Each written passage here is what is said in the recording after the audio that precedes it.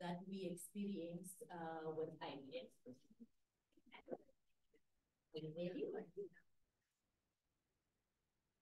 So I'll just take you through quickly the mandate. Our regional offices in the countries, you can see that we are from different places of the world. And then I'll take you through our map where you can see our control areas. And then I'll just go through the early warning system, but on a zoom out view. And then I'll go through the impact-based forecasting, and then how we communicate these alerts to our stakeholders. So as South African Weather Service, we have an act, the South African Weather Service Act of 2001. It was amended in 2013. So what it does, it sets the environment for services based on free and cost recovery principles, mandates source to issue severe weather warnings, and it defines the role of source as the single authoritative voice of severe weather-related warnings in South Africa. So it mandates source to be the custodians of climate and data information. So we also have a Disaster Management Act of 2002 and the Disaster Management Framework of 2004. So it identifies the role of source in support of the national DRR environment. Okay, so a quick overview of source. Okay, so we have several regional offices across the country. So we have a regional offices, a regional office in Cape Town. So it covers the Western Cape, and then it covers the western half of the Northern Cape. And then we have another office in PE, so it covers the entire Eastern Cape province. And then we have a weather office in Durban, it covers KZN. And then we have a weather office in Bloemfontein, so it covers the Free State, the Northwest province, and the eastern half of the Northern Cape. And then we have a weather office in Gauteng, so that's the National Forecasting Center, but it focuses in general throughout the whole country, but its main focus is Limpopo, Mpumalanga, and Gauteng. So if we look at our rainfall over the country, so you know that in the west, most of our rain is in winter. And then in the east, the central parts, most of our rain is in summer. So in the west, the weather systems that seem to be affecting the west is mainly the cold front, the tidal flows, and the Aegean highs. So that's where they get most of their rainfall in the west. And then the central part and the eastern part is mostly the thunderstorms and the tropical moisture. So our weather is also influenced by the tropical moisture. Okay, just to have a picture there, we have a cold front. For those who have not seen a cold front, I've indicated it in blue there. And there's an area there highlighted in blue as well, light blue. That's the area where the satellite picture is indicating your thunderstorms. And then there's an area there in red that's mostly your tropical moisture. Okay, just a run through the early warning system from WMO point of view. So according to WMO, the role of early warning systems, so early warning systems are put in place to analyze and identify potential weather and climate-related risks and hazards. So all early warning systems aim at enabling early action to save and protect lives, livelihoods, and assets of people at risk. An early warning system is made up of 4 elements. We have disaster risk knowledge, we have detection, monitoring, analysis, and forecasting, We have warning, dissemination, and communication. And we have preparedness and response capabilities. Okay.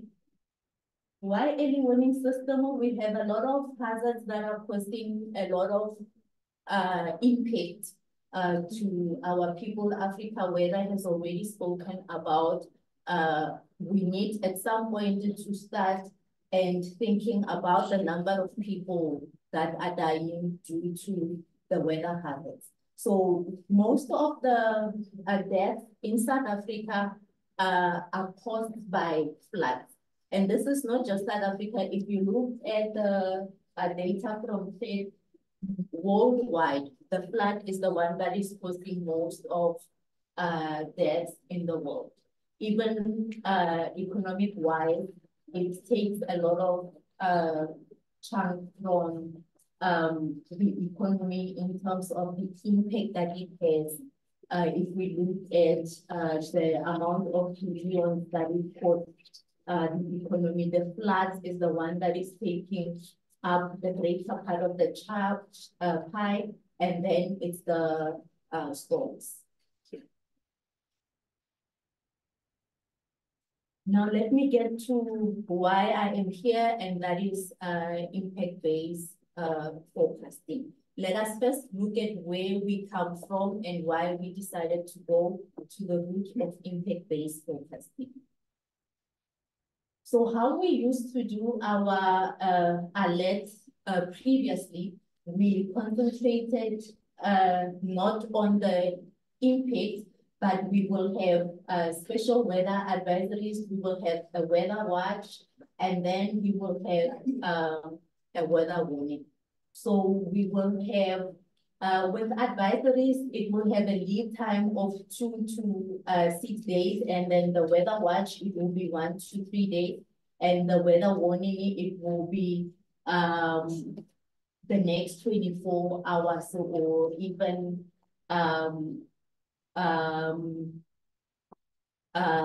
immediately, like it will be even in the next hour or two. That will be your warnings.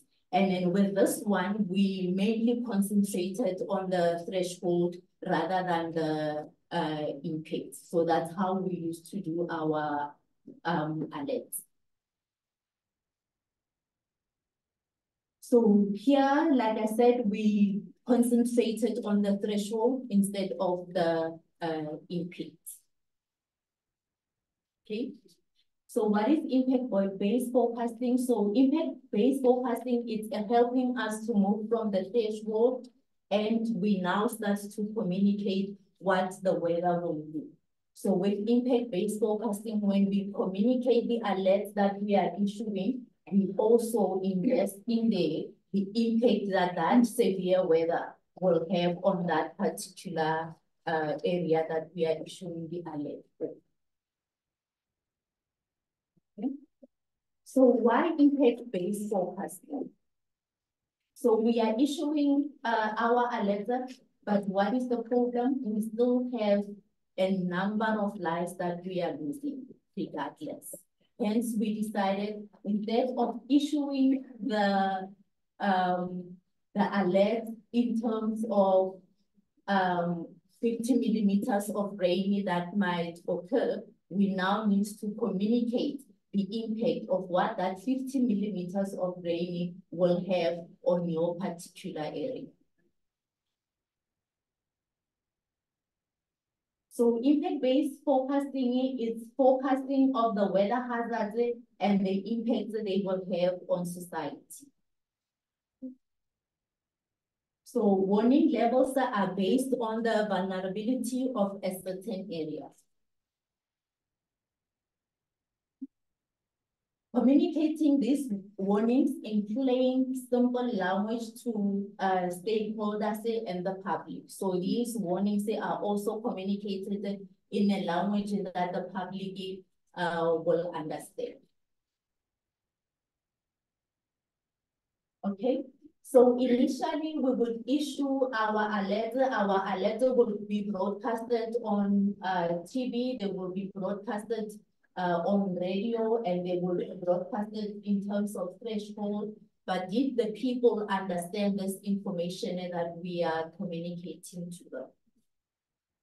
We realize that there's a disjointment between what we are communicating and the response that we are getting from the community.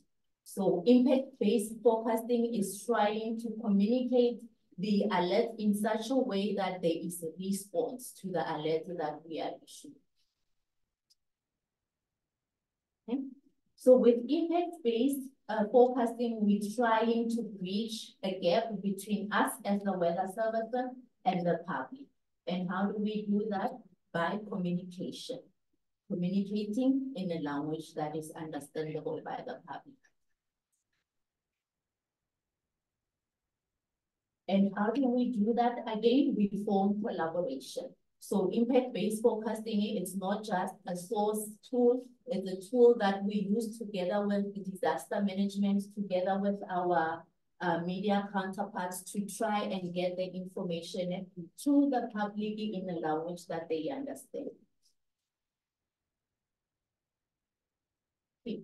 So the key ideas in impact-based forecasting and warning services, so the warnings are issued only when the hazard weather is expected to have an impact. So 50 millimeters of rain might cause something in your area, but when I go to the other area, 50 millimeters of rain might not have an impact. So we are communicating in the impact that will, so this impact that we are communicating, if you look at the next bulletin, it says warnings consider the vulnerability of certain areas. So we look at the vulnerability of your area. 50 millimeters of rain might cause something in your area, but when I look to the east, it might not cause anything because that area is not as vulnerable as the area that we are having in our eastern part or the western part. So warnings consider the sensitivity of certain areas as well. So you are here today and gone tomorrow. You might have people who are busy doing road works. So I will communicate that impact because I know there are construction workers that are busy in that area. So I will communicate the impact accordingly. But if there is no construction work happening in that area, communication of impact might not be necessary because no one will be impacted in that area. So if we look at impact-based forecasting, it's more you have your hazard, you have your exposure, vulnerability, where everything overlaps, that will be your risk.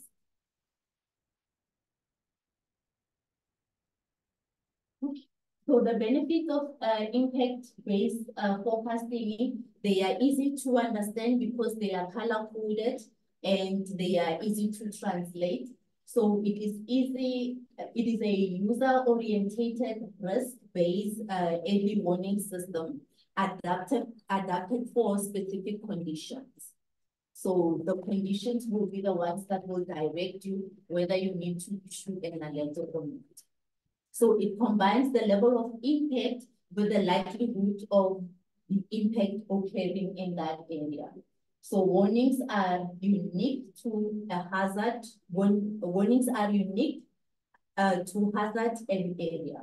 So there's joint ownership of warnings with disaster management. Like I said before, these alerts are not issued solely by the weather service. So we work in collaboration with disaster management. Why? Because they understand the communities, they understand the vulnerabilities in particular areas. So it supports and guides the decision-making process in the disaster management centers. Okay. Let's quickly look at the challenges that we are experiencing with impact-based forecasting. So if you look at the matrix to my left, that's the UK Met matrix, and that's how they display their alert to their stakeholders. So their matrix, if you look at it, it has no numbers. our matrix, it has numbers indicating and giving people the feel of what a 10 will be. If you look at the 10, it's severe, the impact is severe, and the likelihood is high.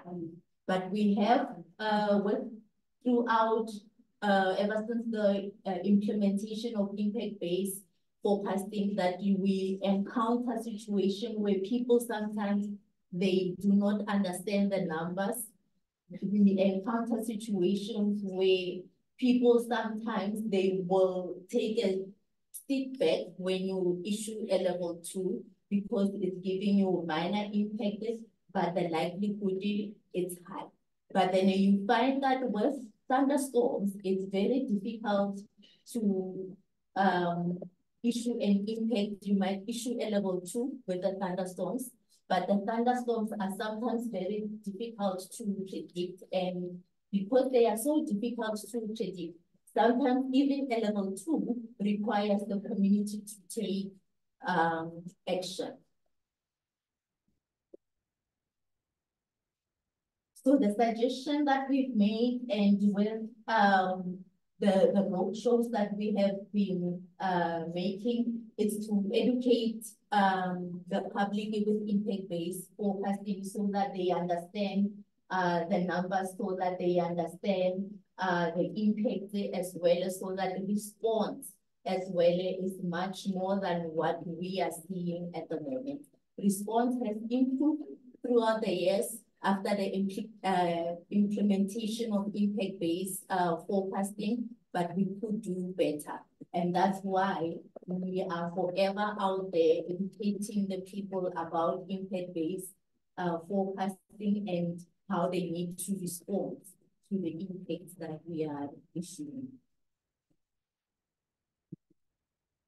The other challenge that we experienced, it happened in a case in Phakula where they had a heat wave. So what we do with a heat wave, we issue an advisory. So we issued an advisory for this case in Phakula. So with an advisory, we do not issue an impact-based forecasting. We just issue an advisory of heat wave. So we had a program where people said that there could have been a response had we issued an impact-based alert. But we had a communication with our research department to see if we can come up with impact-based table for heat wave. But we reached a bit of we hit a bit of a wall with this one because with heat wave, it's not something that you can easily come up with an impact-based table where you need to involve the health sector as well, and which we did. We had communication with the health sector as well. There we hit another wall as well because for you to come up with an impact-based table, you need to understand what the hit will cost to your body so that you know is it a level 1, a level 2, a level 3. But with our system at the moment, when you come into a public hospital and you are dehydrated or you just fell during your construction work, when they treat you, they do not document it as heat wave. So it becomes a bit of a challenge on how do we create these impact-based tables for heat wave. But it's still work in progress. So hopefully in the future, we will start issuing our heat wave as impact as well. So we will communicate the impact that the heat wave will have to the community. At the moment, it is just issued as an advisor.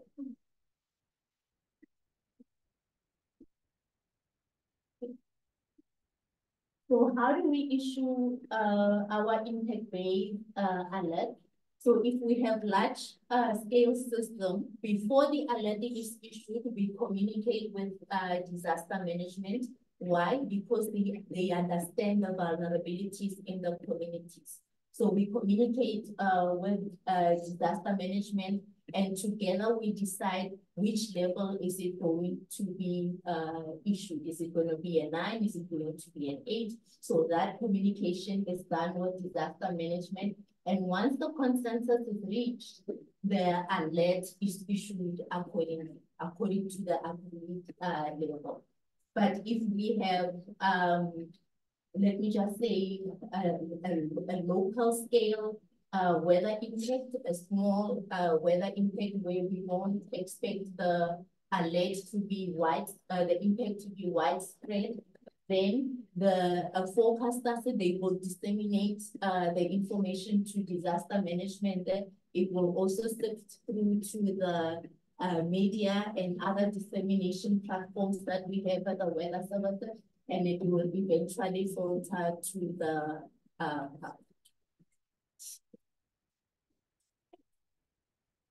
That's it from my side. If anyone is take questions from that.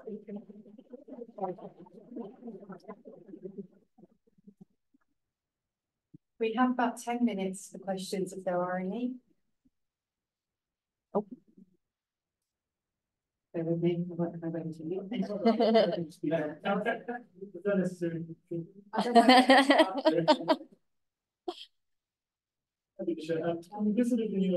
some of the impact-based forecasting that you were doing, how you training with your staff, thinking about something like flooding being more prone if there's been a drought in the area.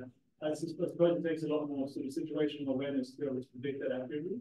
Has that changed the way that you train the staff, or are you just sort of, I guess, how does that work with the training? The impact-based training, we have RTP. Oh.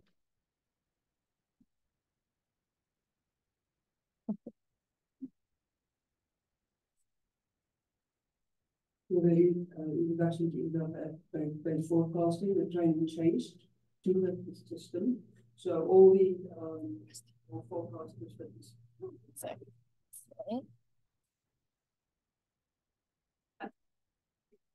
Okay. So all the forecasters will be trained on impact-based forecasting, and the new impact is also based trained on impact-based forecasting.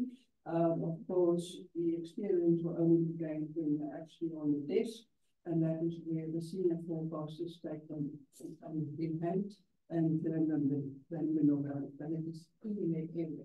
Remember, there are 5 officers, so 5 difference.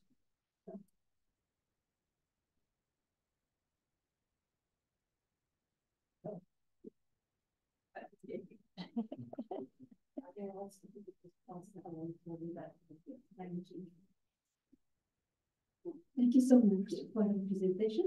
So I am the director of Madagascar NHS and PIWO. So thank you so much for the presentation. Impact-based forecasting is the challenge for the NHS. And in Madagascar, we had so much discussions about this color code. So in your previous slides, the objective that you have based forecasting is to move from the threshold, let's say 50 milliliters of water,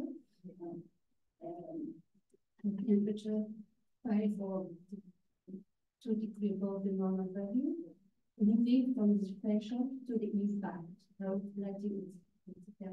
So in these red, yellow, and green, because as far as I understood, this color is just evaluation of the risk, probability of risk. So which institution is in charge of telling to the public if it's green, if it's yellow, if it's red, what will be the impact, and what should they do? This is a discussion of all this.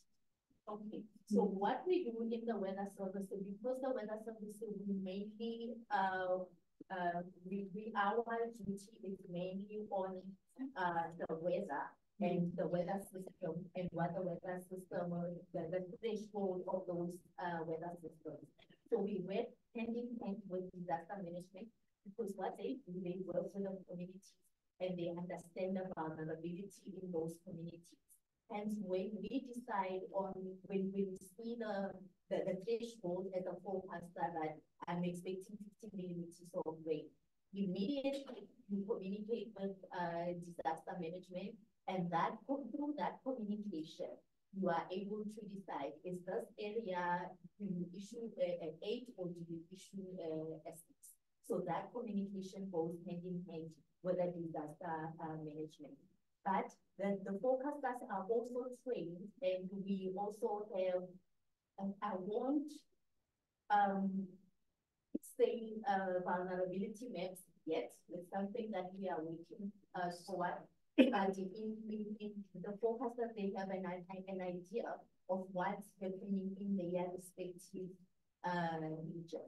And the minute you go to higher levels, then you need to communicate with disaster management to make a decision of which level will be issued. And do you organize a national workshop about the ideas? Because during the COP28, I was invited by WMO to attend an event in the WMO pavilion. I was asked to some talk about ideas. And for me, if we really would like to implement ideas at national level, we really need an in-country training with all the stakeholders.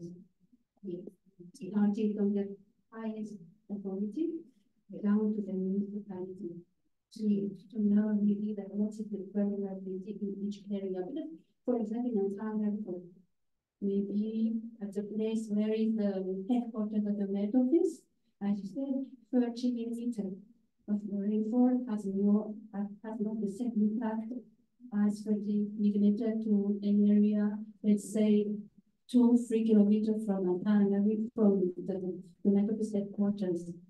So I think that it really needs a national stakeholders and authority from the highest up to the municipality if you really want to implement this impact-based forecasting. Yes, because even the tables, when we were, okay, Elizabeth wants to come in. Because I was about to say, when we are coming up with the impact-based table, it's not the weather service alone who decided on the impact-based table. It was a collaboration between us and disaster management. So I believe you should have more on. Yes.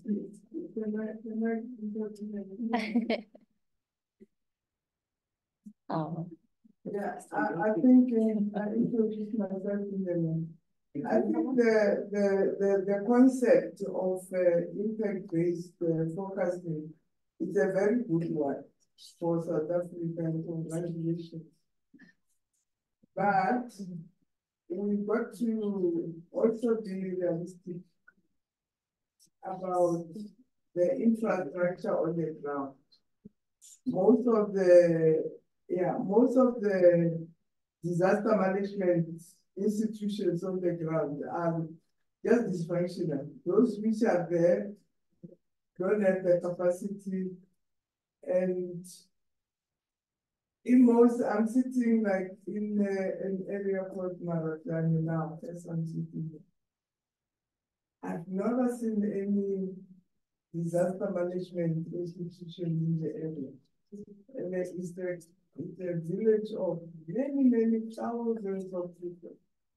But there is no disaster management institution.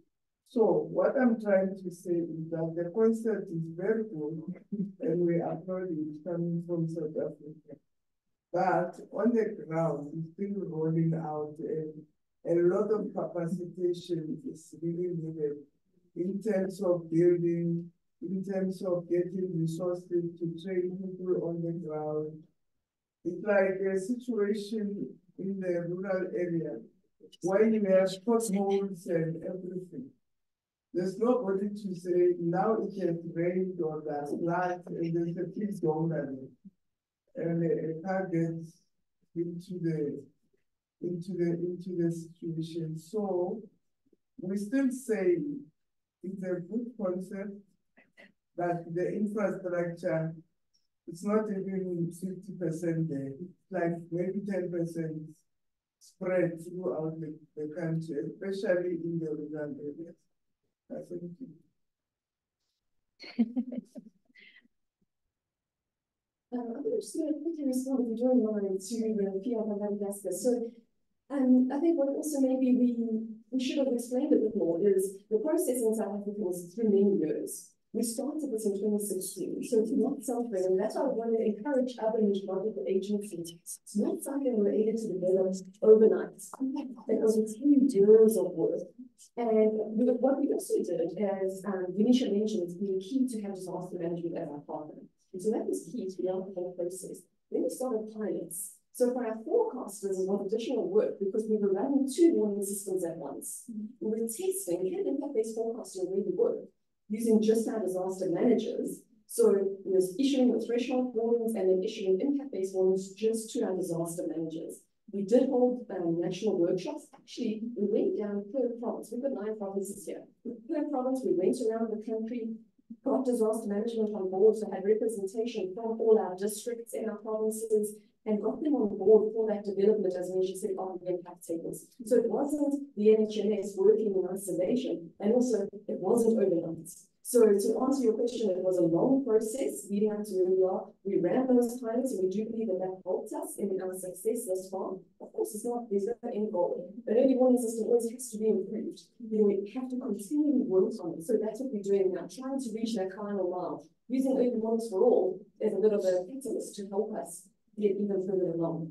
The other question you had about training in Madagascar. So good news is that we, as the RSNC, we are going to be, and soon you'll be receiving an invite for training that we're working with the UK Met Office for Southern African countries to come, and we're going to do some training later on this year. We plan 2 events, so you'll receive that invite soon to your centre.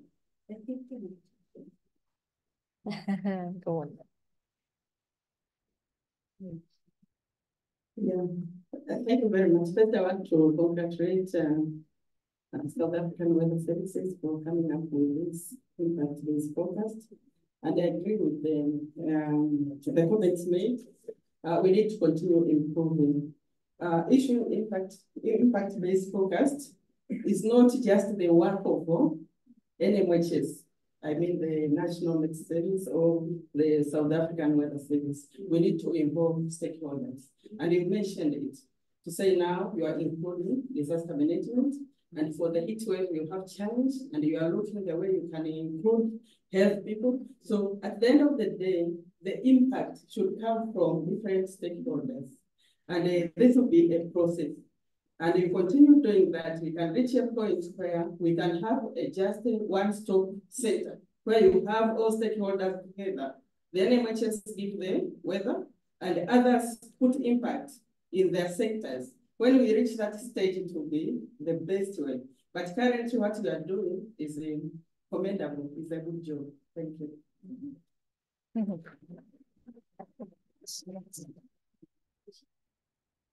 Yeah, so yeah, thank you very much. Also, want to congratulate you for the service. However, there's 2 issues. We found some countries where med service and the IDO are in the same branch and the same means, but there are those countries like Mozambique that the med service is another ministry and the water is another ministry. And the impact forecast price is that it is to start from the med service, not saying 25 minutes, but say what we need to do. However, at the time we started saying they giving information about the innovation, it looked like we are crossing the border where the med service ends and start with the duties of the water guys. How South Africa is facing? Are you facing things like this? That's the question. Our water guys. The water department, they are still responsible for river flood. So our main mainly concentrate on flash flooding and road flood. So when it comes to river flooding, our water department is still responsible for river flood. But for the flash flood, we as NetSense, we are the one who tell the people that those roads will be inundated, the city will be inundated. Okay, no conflict with that. Say, hey, you guys, you mentioned about how many milliliters will come. We are going to tell the people where will the inundation place. Maybe I can unpack further there for my colleagues in Mozambique. I see my head is not visible. Yes, I think what assists us is the close collaboration with the hydromet, because the hydrology guys are in the Department of Water and Sanitation, and they are here as we speak. So if we prepare for WMO, we prepare together. So we have got that close relationship. So if they would like us maybe to take one step, or where there is an idea, we are not just talking to each other, we are partners, you know, in a very efficient way. So maybe that's what assists. So I would encourage you to bring them close and marry to them as much as possible, and you can have a high level of production. Thank you. We've got time for Thank you. I just wanted to add on that. That collaboration now doesn't only extend to our water services department, because they do fall under our ambit when we go to meetings for WMO and discuss hydrology issues, as my colleagues indicated. But also in terms of how we react to some of these hazards, we have a national joint operations committee. And ever since our major disasters have happened, as soon as there's an indication that bad weather is coming or there's going to be severe impact, those structures within government are actually put into action. Since our last major incident, we've managed the subsequent incidents quite well in terms of that collaboration. So it's not only with our sister departments like DWS, but with our other departments as well, like cooperative governance, under which the National Disaster Management Fund as well. Thank you. Oh, apologies. I'm the CEO for the South African Weather Service. Thank you. Go. Right, so we've got time for one more question.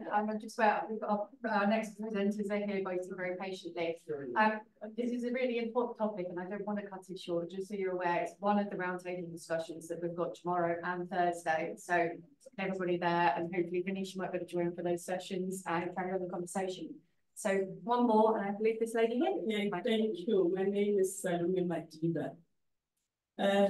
It's quite interesting to see that the Weather Bureau is trying its best, you know, give it a capacity. But what is important is this integration, even at provincial level. Imagine I'm in Omalanga, I am in Northwest, I am in Gauteng. It's just a street apart, you know, it's just streets. When I'm in disaster, it takes a long time for somebody to respond from the province. I wish provinces were not sorry for it. But you know, the integration at municipal level. I mean, when something like disaster happens in KwaZulu-Natal, it's as if we're not in South Africa. It's as if it's another country. And a week thereafter, it happens in Gauteng, around Alexander. 2 days thereafter in Mamelodi.